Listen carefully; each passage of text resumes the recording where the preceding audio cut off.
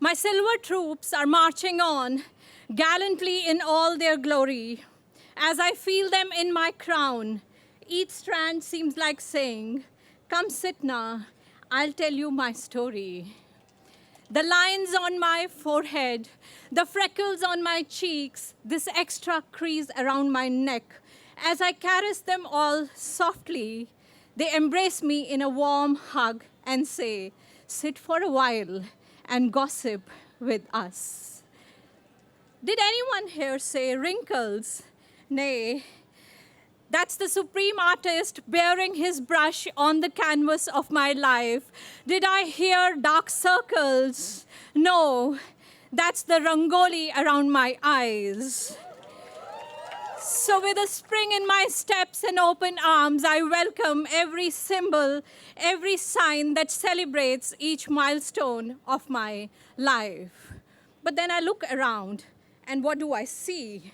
Millennials, the Generation Z. The world is raving about you all, and I wonder who will ever talk about us midlifers, especially the mothers who gave birth to this awesome Gen Next and are now raising them too.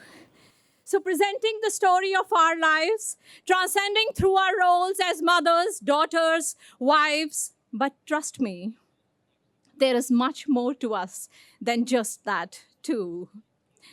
The world addresses global warming and erratic weathers. I wonder who will talk about our fluctuating temperatures. The upper zones can beat the most blazing deserts some days. The down unders are perpetually in sub-zeros.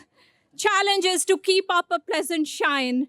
Uphill task when gravity has started working overtime. Gray hairs are popping up in the strangest of pockets, like that 1,000 rupee note, remember?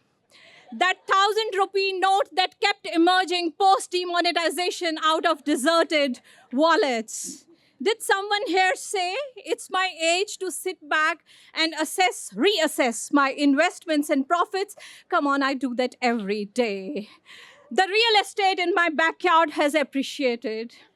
My chins have doubled like the most promising mutual funds.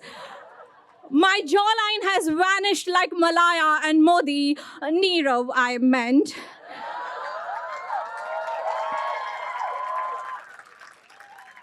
But I'm a die-hard optimist, like my fellow countrymen. I believe they'll all be back. They'll all be back, as will be, maybe, my marginal curves, or who knows, even six-pack abs. Some days, I'm stiff and literally so, as if my bones have been dipped in revive and sun-dried too.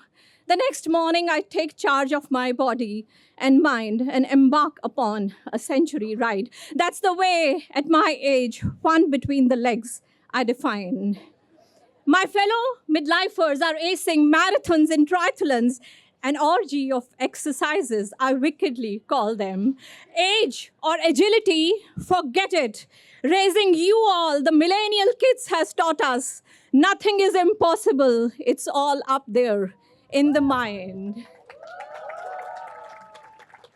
Some days, I'm laughing out impishly like a child, teasing my son, he's there, about his heartbreaks and crushes. I tell him I just had one too. He blurts out, "Mother India, what the hell are you up to?" I quickly add, "Oops, did I say crushes? I meant hot flushes." But you know what? Shh. Midlife is the second teenage. Just that life has taught us how to smartly moderate, because hormones will be brats. They will be up to pranks while going or while coming. And yes, coming.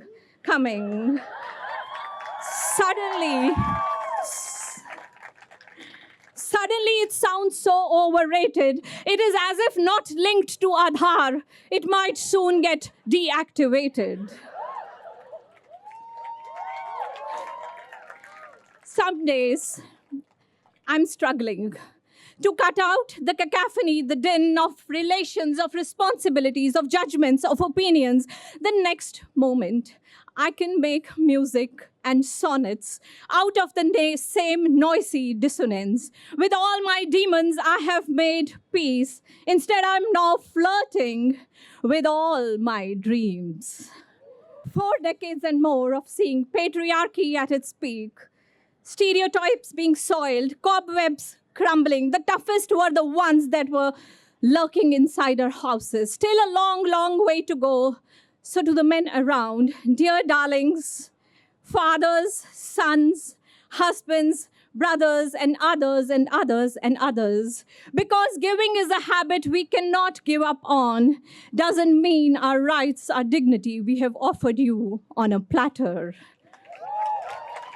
To love and to nurture was never an option.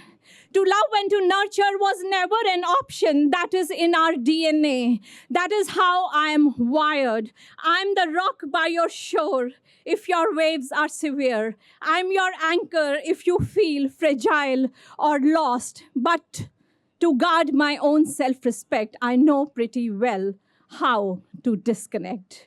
To the hilt I love to play a myriad of my roles, but I can rise above each to go on a blind date with my soul. Forever, forever a feminist. Step on a legit right, I'll dust your doubts. But I'm also sandwiched between eras. I'm the connector between generations. So I'll uphold what I strongly believe in, but sieve out my cynicism and pass on just the best. So I'm not burning bras anymore, more so because at my age, I need them lots more. Neither guilty nor apologetic about the choices I made. Don't call them my sacrifices. I'm no goddess, I'm no sage. But do not belittle my surging ahead either. Up in my head, I was always crystal clear when to zoom on, when to pull my reins. And today, 4 decades and a half, yes, I'm giving out my age.